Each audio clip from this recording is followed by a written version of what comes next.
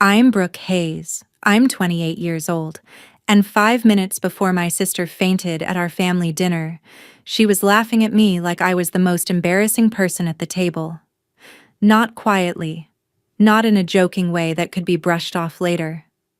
She looked me straight in the face, in front of relatives passing mashed potatoes and apple pie around my parents' dining room, and asked how long I planned to keep pretending random freelance design gigs were a real career. A few people gave those awkward little laughs people make when they know something is cruel, but don't want to be the first one to say it. My parents said nothing. They just stared down at their plates like silence was a family tradition. That was the part that hurt worse than the insult.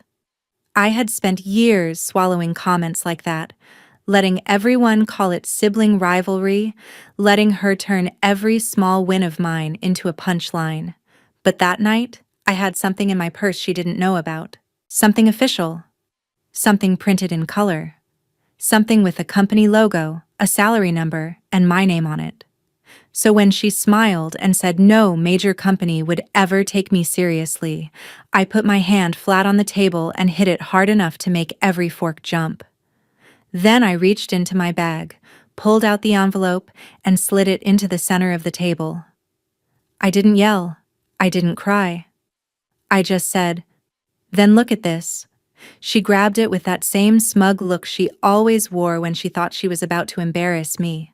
But as her eyes moved across the paper, her fingers started shaking, her face went pale. And before anyone even understood what she had seen, she collapsed back into her chair like the truth had knocked the air out of her. But the paper was only the beginning. Before I tell you what was inside that envelope, what she had secretly done to stop me from getting it, and why my parents finally stopped protecting her that night, tell me this. What time is it for you right now, and where are you watching from? I want to know how far this story travels before the truth catches up with her. The Sunday dinner started the way every Sunday dinner at my parents' house in Naperville always started, with too much food, too many relatives talking over each other, and everyone pretending the uncomfortable things in our family did not exist, as long as the chicken was warm and the apple pie looked homemade.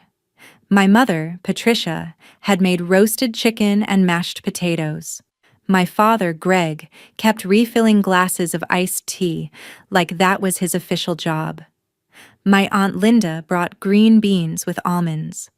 Uncle Mark showed up with corn on the cob wrapped in foil, and my cousins were already arguing in the living room about football before we even sat down. It was the kind of middle-class suburban Illinois family dinner that looked sweet from the outside. Potluck dishes on the counter. Kids running through the hallway. Someone asking if the Bears would ever have a normal season. Someone else laughing too loudly at a joke that was not that funny. And me sitting there with a sealed envelope in my purse, trying to keep my hands calm. I had planned this moment carefully. I was not going to announce it right away. I wanted dinner to settle first. I wanted everyone to have a plate, to be relaxed, to be looking at me when I finally told them I had accepted an offer from Lumina Brands as a brand marketing manager. It was the kind of job I had dreamed about since college. A real corporate role, a respected brand, a salary that made me feel like all the late nights and rejected applications had finally meant something.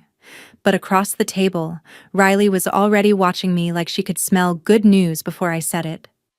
My younger sister had always had a gift for turning a room toward herself. She was 26, worked in sales, and talked about her job like she was closing million-dollar deals every week, even though I knew from things she had accidentally said that most of her months ended with missed quotas and excuses. Still, that never stopped her from bragging. Halfway through dinner, she started telling Uncle Mark about some client she claimed was definitely going to sign next week. Her voice got louder with every sentence. She said her manager trusted her with the important accounts now. She said sales was not for sensitive people because real jobs required pressure. Then she looked at me. Not directly at first, just a sideways glance over her fork, like she was setting the trap. Aunt Linda asked me how work was going, and I smiled, keeping my voice casual. I said it had been busy, that I had wrapped a branding package for a local wellness company and was working on a product mock-up project. Riley gave a little laugh into her water glass. It was small enough that she could deny it, but loud enough for everyone to hear. Then she said, "Brooke, do you ever get tired of saying project instead of job?" The table went quiet for maybe 2 seconds. Then my cousin Ethan gave one of those uncomfortable coughs people use when they wish they were invisible. I looked at Riley, waiting to see if she would pull back. She did not. She leaned forward like she had been waiting all week for this. "I am serious," she said. "Freelance sounds cute when you are 22, but at 28, do you not want something stable? Something with health insurance? Something where people actually expect you to show up?" My mother glanced at me and then looked down at her plate. My father suddenly became very interested in the corn. I felt the old, familiar heat rise in my chest. Not because Riley had said something cruel. She had said cruel things before. What hurt was how rehearsed everyone else was in ignoring it. They had turned my humiliation into background noise. I said I was doing fine. Riley smiled wider. "Fine is what people say when they are barely paying rent," she said. A few people shifted in their seats. Aunt Linda said, "Riley, maybe not at dinner." But Riley waved her off like she was just being honest. She said she worried about me. That was her favorite trick. She could say the ugliest thing in the room as long as she wrapped it in concern. She asked how much I had made that month. When I did not answer, she laughed and said, "See, that is what I mean. If it was impressive, you would just say it." My mother whispered, "Girls, not tonight." But she said it so softly that it was not a boundary. It was a suggestion. Riley ignored it. She turned to my cousin Avery and said, "This is why I tell people not to romanticize creative work. Sometimes it is just unemployment with a Canva account." That one got a few nervous laughs. Not real laughter. Not kind laughter. The kind people use when they want to survive an awkward moment without choosing a side. I looked at my parents again. My father pressed his lips together. My mother moved peas around her plate even though there were no peas on the table. And something inside me went still. I had walked into that house hoping to share good news, but Riley had walked in ready to bury me before I could speak. The strangest part was that I suddenly felt less hurt than clear. For years, I had wondered if maybe I was too sensitive. Maybe Riley was just blunt. Maybe my parents were right when they said sisters pushed each other's buttons. But sitting there, with everyone pretending not to hear her tear me apart, I finally understood that silence can be permission. Riley had been handed permission for years. And that night, I had brought something that could take it away. Riley should have stopped there. Anyone with even a little sense would have felt the temperature drop at the table and change the subject. But Riley had never known how to stop when she thought she was winning. The more uncomfortable everyone became, the more powerful she looked. She leaned back in her chair and gave me that soft, fake smile she used whenever she wanted to look reasonable while saying something vicious. "Brooke, do not take it personally," she said. "I am just saying that some people are built for pressure, and some people are built for hobbies." My fork was still in my hand. I remember staring at it for a second because I needed something ordinary to focus on. A fork? A napkin? The corner of the tablecloth? Anything other than the sound of my sister reducing my life to a joke while my parents let her do it. Uncle Mark tried to change the subject by asking my father about the roof.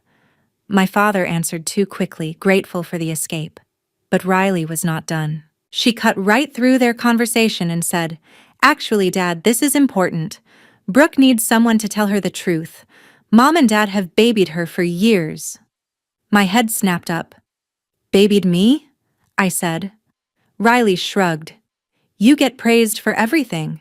A logo here, a mood board there, and everyone acts like you are some creative genius.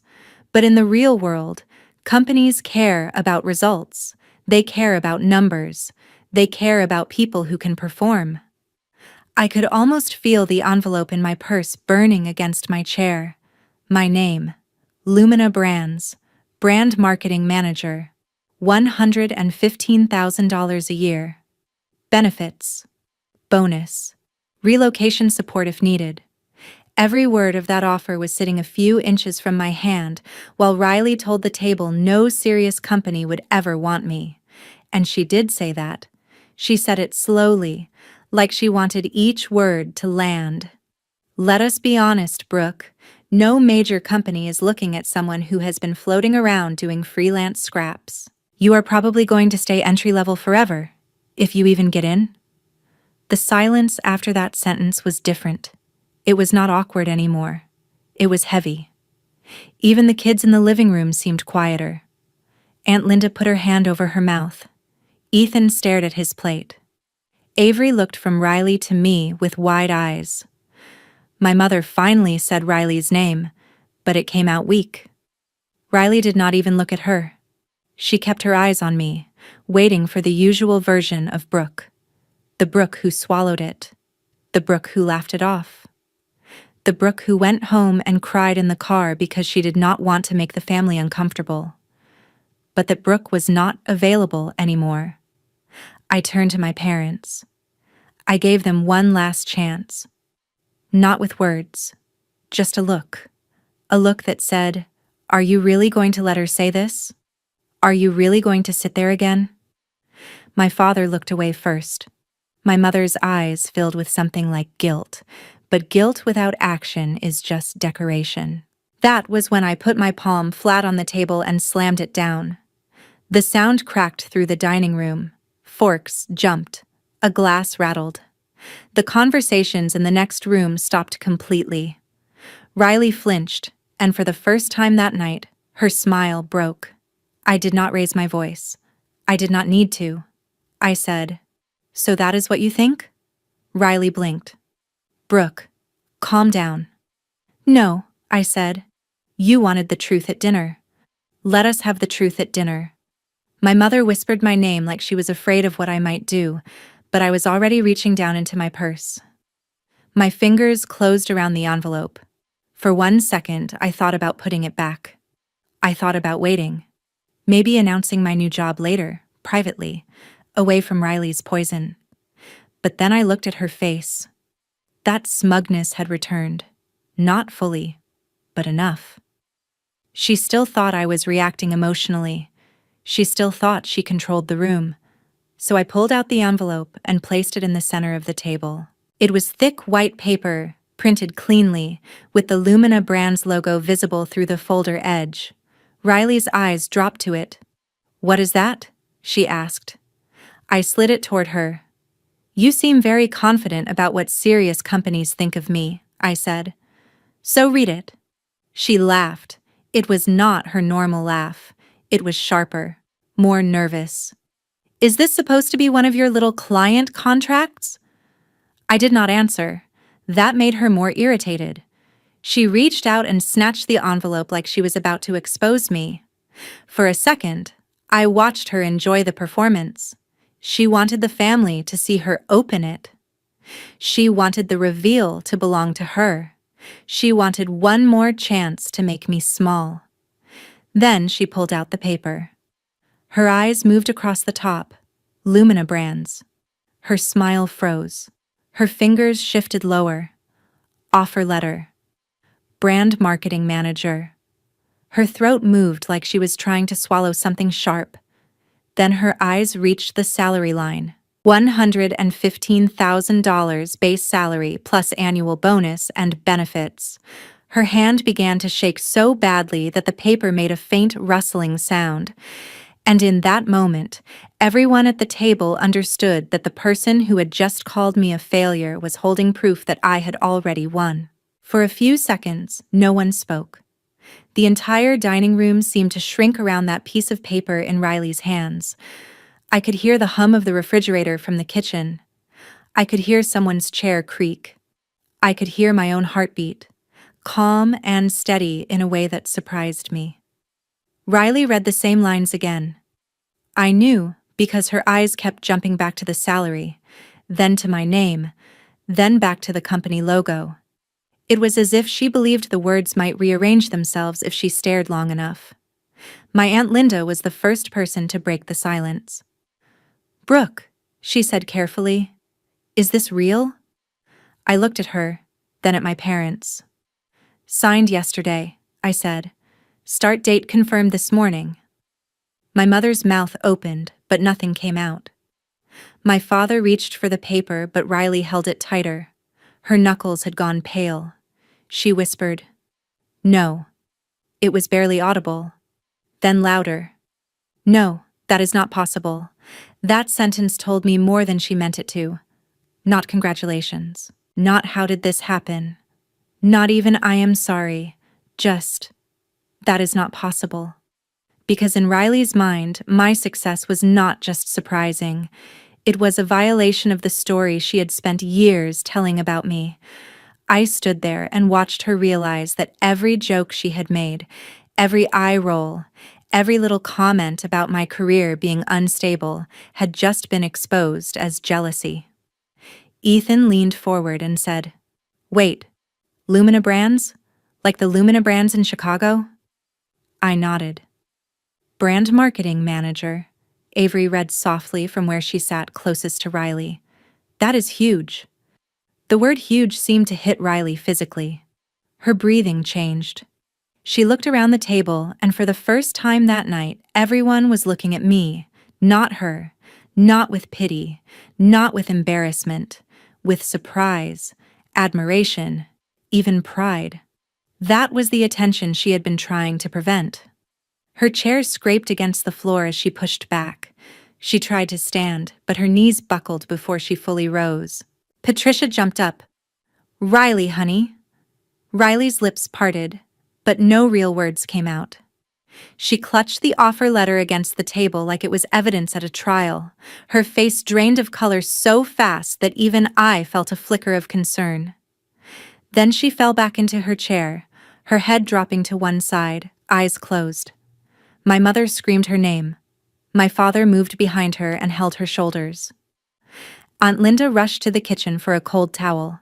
Uncle Mark said, "Should we call 911?" And that was the moment when everyone expected me to panic too. But I did not. I stepped around the table and looked at Riley. Her chest was moving. Her breathing was fast, but steady. Her hand was still clenched around my offer letter. Even unconscious, she looked like she did not want to let go of it. I said, "If she does not fully come around in a minute, call 911. But before she starts telling a different story, you all need to understand why this hit her so hard." My mother snapped her eyes toward me. "Brooke, what does that mean?" I did not answer right away. Aunt Linda pressed a cold towel against Riley's neck, and within seconds Riley stirred. Her eyelids fluttered. She made a small sound, not pain, not fear exactly. More like a person waking up inside a nightmare she created herself. My father said, "Riley, can you hear me?" She nodded weakly. Then her eyes found mine. The look in them was not confusion. It was terror. That was when I knew she knew what was coming. Because the job offer was not the only secret in that room. It was just the first visible piece of a much uglier pattern. My mother was still crouched beside her, stroking her hair, whispering that everything was okay. I almost laughed at that. Everything was not okay. Everything had not been okay for years. Riley had been poisoning my name in small, careful doses, and my parents had mistaken the symptoms for sister drama. I reached for my phone. Riley saw the movement and tried to sit up straighter. "Brooke," she said, her voice thin and shaky. "Do not." That was the wrong thing to say. Because until that moment, some people might still have believed she was only overwhelmed. But do not is not what an innocent person says when evidence is about to appear. My father's hand slowly dropped from her shoulders. Aunt Linda looked at me. "What did she do?" she asked. I unlocked my phone, opened the folder I had created that morning, and connected it to the small, smart display my parents kept on the sideboard for family photos and recipes. The screen lit up. Riley stared at it like it was a loaded weapon. I said, "You all saw what she said about me tonight. Now you are going to see what she has been saying when she thought no one would find out." The first screenshot appeared on the screen, and the room went so quiet that I could hear my mother inhale. It was an email. The subject line read, "Concern about candidate Brooke Hayes." The sender address was anonymous, one of those cheap accounts people make when they think cruelty becomes safer if they hide behind a fake name. I let everyone read the first few lines before I spoke. The email said I was unreliable. It said I missed deadlines, exaggerated my experience, and had a pattern of becoming difficult when people gave me feedback. It said I would strongly reconsider trusting her with a serious brand role. My father frowned. "Who sent that?" he asked. I looked at Riley. She was staring at her lap now. I said, "That email was sent to the recruiter at Lumina Brands during the final round of my interview process." My mother's hand flew to her mouth. "During your interview?" I nodded. The recruiter forwarded it to me after I signed the offer. She said they were not influenced by it because my references, test project, and interviews were strong, but she thought I should know someone had tried to interfere. Uncle Mark muttered something under his breath. Aunt Linda stepped closer to the screen. "How do you know it was Riley?" she asked, not accusing me, just needing the full truth. I had expected that question. I tapped to the next screenshot. It showed the email attachment details. A PDF had been attached to the message, supposedly listing complaints about me. The file name was not professionally hidden. It said Brooke Notes Final, and under Document Properties, the author name was still saved as Riley Hayes MacBook. A sound moved around the table, not quite a gasp, not quite a groan, but something heavier than both. Riley closed her eyes. I said, "She did not even know enough to scrub the file metadata."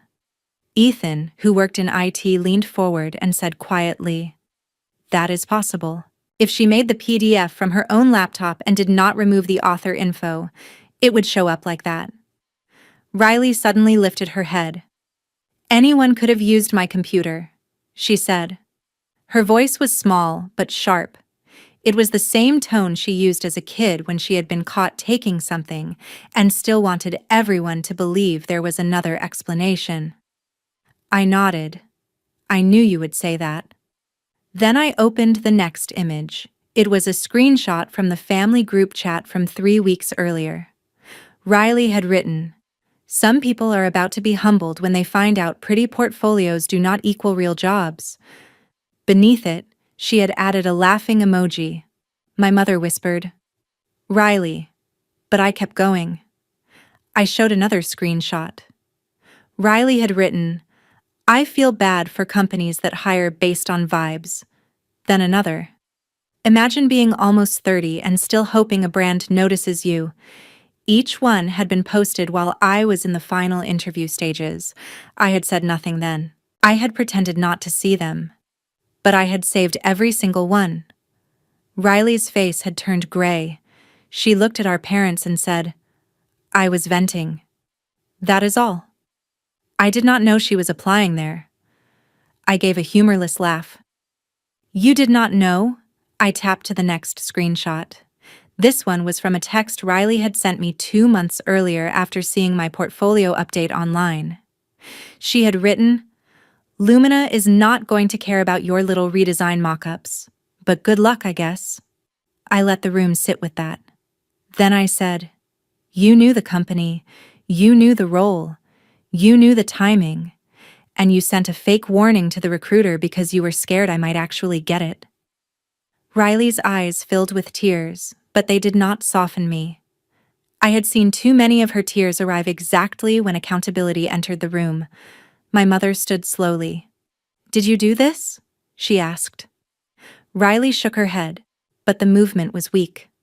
"Mom, I was just worried." "Worried?" I repeated. You told a recruiter I was unprofessional. You tried to make a company reject me before they even gave me a chance. Riley looked at me then, and for 1 second the mask slipped. Anger flashed across her face. You always act like you are better than me, she said. There it was. The truth, pushing through the lie. I asked her, better than you? Or just harder to destroy than you expected? She started crying harder. My father's expression changed in a way I had rarely seen. Not loud anger, not yet. Something worse. Disappointment that had finally found a target. He said, Riley, did you send the email? Riley covered her face. She did not answer. And in a family like mine, where people had spent years explaining away the obvious, silence had always protected her. But not that night. That night, her silence finally sounded like a confession. Aunt Linda stepped back from Riley like she did not know who she was looking at anymore. Avery said, Brooke, is there more? I looked at Riley, then at my parents. Yes, I said. That was only what she sent to strangers. Now let us talk about what she sent to the family. I opened the folder labeled Family Chat, and Riley immediately said my name again. Not angrily this time, begging. Brooke, please. I had heard that tone before. She used it whenever the consequences got close enough to touch her. But I had spent too many years protecting the feelings of the person who kept hurting me. I tapped the first screenshot. It showed the family group chat from January. Riley had posted a picture of her sales conference badge with the caption, Some of us actually have careers that require planes, meetings, and real clients. Under it, she had written, Not everyone can stay home making beige logos and call it a hustle. A few relatives had reacted with laughing emojis. No one looked proud of that now. I tapped the next one. In February, after I landed a contract with a boutique food brand, Riley had written, It must be nice to get applause for temporary work. I tapped again. In March, she wrote, Freelance is just unemployed with better branding. This time, Aunt Linda turned to the others and said, We all saw these? No one answered. That was answer enough. I looked at the table. Some faces were ashamed. Some were defensive. Some were shocked, though I could not understand how. The cruelty had been there in writing. They had just chosen to treat it like entertainment. I said, Every time she posted one of these, someone told me to ignore it. Someone said she was just joking. Someone said I needed thicker skin. But you were not the ones being turned into the family joke. Riley wiped her face. I did not think it was that serious, she whispered. I said, You never think anything is serious when I am the one paying for it. Then I opened the next screenshot. This one was not from the family chat. It was an email forwarded to me by my ex-boyfriend months after we broke up, after he heard I was applying for bigger roles and wanted to apologize for believing things too quickly. Riley had written to him from her own account, pretending to be concerned. She told him I was not loyal. She said I was using him for emotional support while chasing attention from men in creative circles. She said, I am only telling you because I think you deserve to know who Brooke really is. I watched my mother read the words. Her face crumpled. My father said, Riley, tell me that is not real. Riley looked down. I did not make him break up with her, she said. He had doubts already. I laughed once, cold and short. You planted them. Then you watered them. Then you acted surprised when something died. Uncle Mark shook his head. That is low, he said. Riley snapped at him. You do not understand what it is like being her sister.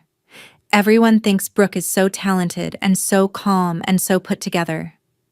Do you know how exhausting that is? The room stared at her. For once, nobody rushed to comfort her. I said, Being insecure is not a license to lie. She turned on me then, tears running down her face. You always had something. Scholarships. Teachers liked you. Clients liked you. Mom and Dad bragged about your art when we were kids. I had to fight for attention. I had to sell myself every day. And even then, everyone still asked what Brooke was doing. My father spoke quietly. So you tried to ruin her job? Riley shook her head, but she was not denying it anymore. I just wanted people to see she was not perfect. I said, you did not want people to see I was not perfect. You wanted people to see me as less than you. There is a difference. Then I opened the last folder. This one I had almost not brought. Not because Riley did not deserve it, but because my parents did. The screenshot showed a Venmo transfer from my father to Riley for $2,000. The note said Chicago interview trip. My mother looked confused at first. Then she went still. Greg, she said. That was the money from the house repair account. My father's jaw tightened. Riley said she had 2 interviews downtown and needed a hotel, gas, clothes, and preparation expenses. I tapped to the next image. It was Riley's own archived Instagram story from that same weekend. A blurred casino floor, a cocktail with a tiny umbrella, a caption that said, "Vegas owes me nothing." Avery whispered, "Oh my God." Riley started sobbing again. I was stressed. I needed a break. My father stood so quickly his chair scraped back. A break? You told us you were trying to get a better job. You told us you needed help. Patricia's voice shook. We worried about you. We thought you were finally trying to move forward. Riley said, I was going to pay it back. I swear. No, I said. You were going to keep taking until somebody stopped you. And you thought nobody would stop you because nobody ever has. That sentence landed hardest on my parents. I could see it. My mother pressed one hand to her chest. My father looked older than he had 10 minutes before. Aunt Linda said softly, "This was not one mistake. This was a pattern."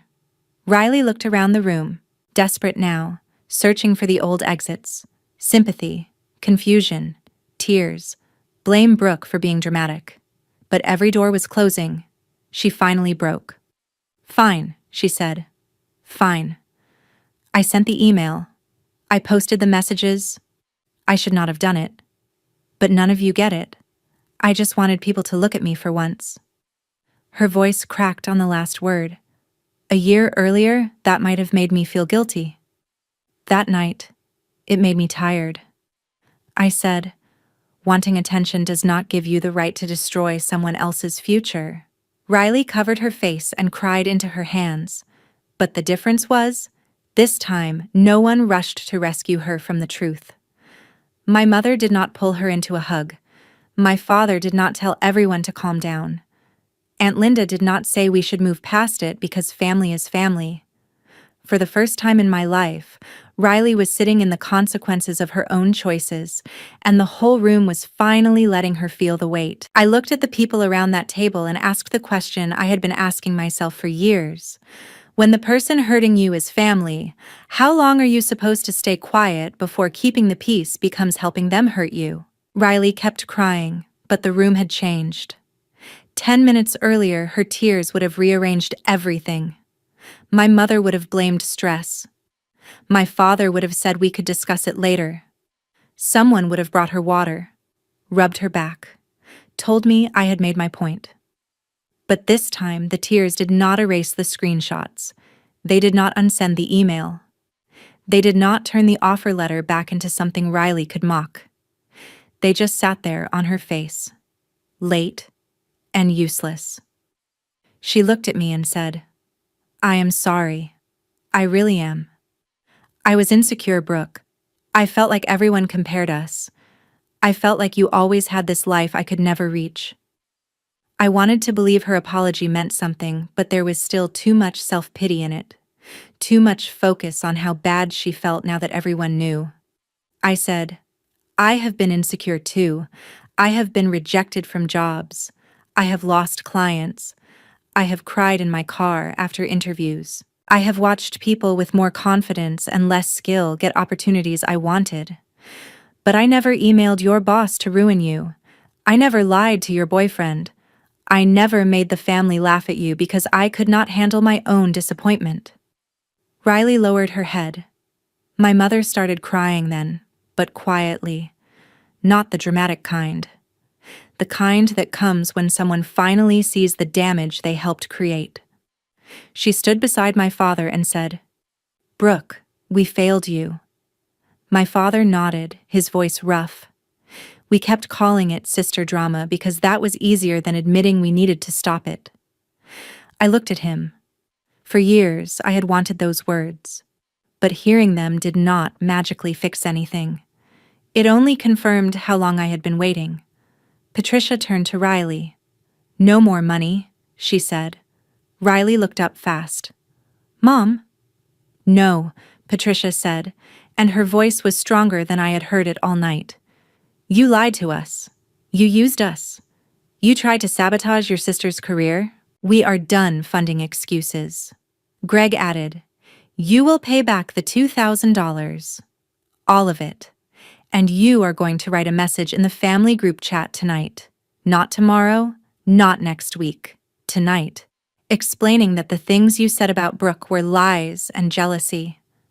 Riley's face twisted with humiliation. "Dad, please." He did not move.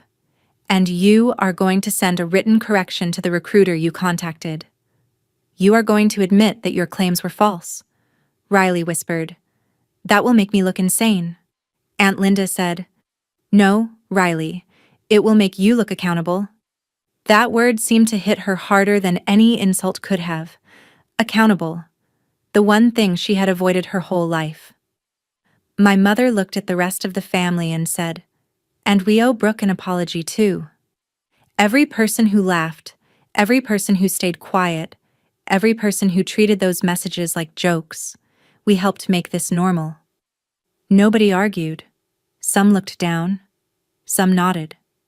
Ethan said, "I am sorry, Brooke." Avery said the same. Aunt Linda touched my arm and told me she should have said something sooner. I appreciated it, but I did not let it soften the boundary forming inside me. Riley wiped her face and looked at me like she expected me to absolve her now that the punishment had been announced. I did not. She said, "Are you ever going to forgive me?" I looked at the offer letter still lying on the table, wrinkled now from her shaking hands. That paper was supposed to be a celebration. She had tried to turn it into another wound, but somehow it had become something better. Proof. Not just that I had gotten the job, but that I did not have to keep shrinking for her comfort. I said, "I do not know. And I am not going to pretend I do just to make this dinner easier."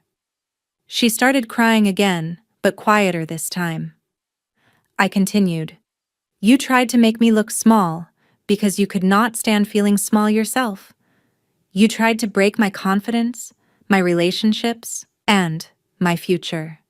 But tonight, all you proved is that I never needed your approval."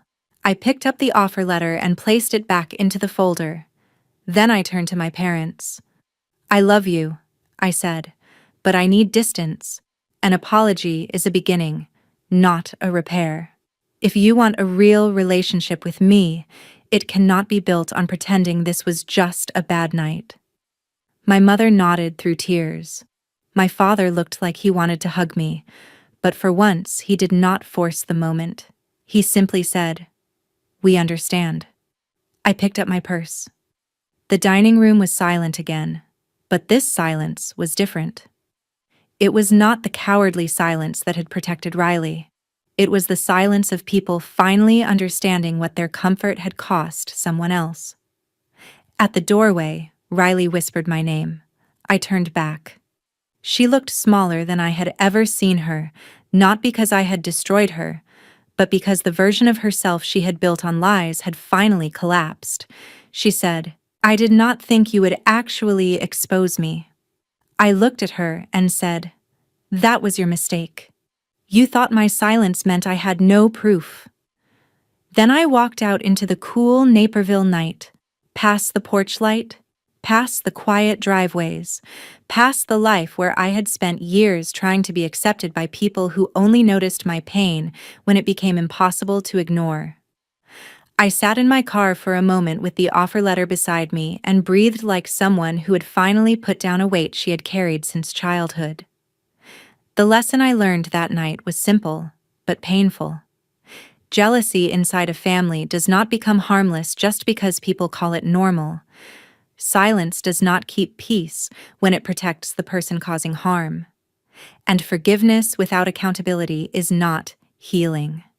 It is just another way to ask the victim to stay quiet. If someone in your family keeps trying to dim your light, you are allowed to stop handing them the switch. You are allowed to tell the truth. You are allowed to build a life where love does not require you to be smaller. Have you ever had to stand up to jealousy from someone close to you?